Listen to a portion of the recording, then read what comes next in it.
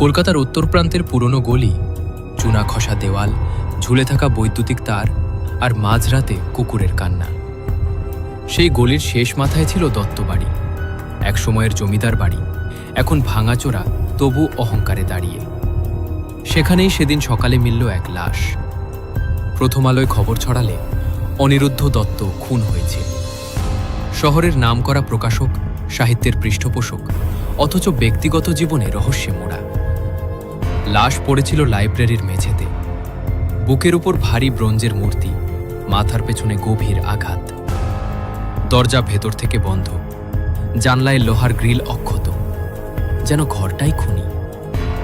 তদন্তের দায়িত্ব পেলেন সাব ইন্সপেক্টর মৈত্রেয়ী সেন। তীক্ষ্ণ চোখ, কম কথা, বেশি নোট। ঘটনাস্থলে ঢুকেই তিনি বুঝলেন এটা সাধারণ খুন নয়।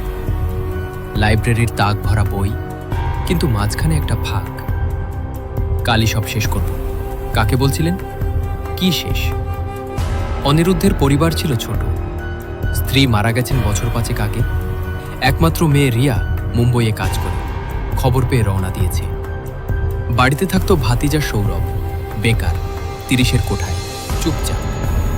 আর নিয়মিত আসত অনিরুদ্ধের সহকারী সম্পাদক নিলয়, যুবক, উচ্চাকাঙ্ক্ষী। প্রথম সন্দেহ সৌরভ, উত্তরাধিকারী। কিন্তু তার অ্যালিবাই?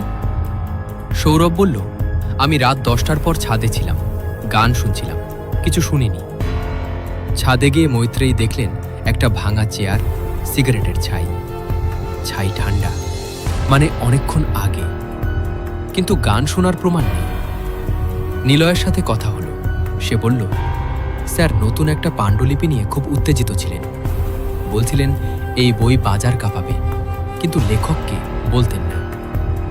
মৈত্রেয়ীর মাথায় ঘুরল সেই হারানো বই। পাণ্ডুলিপি নাকি কোনো ডায়েরি? পোস্টমর্টেম রিপোর্ট এলো।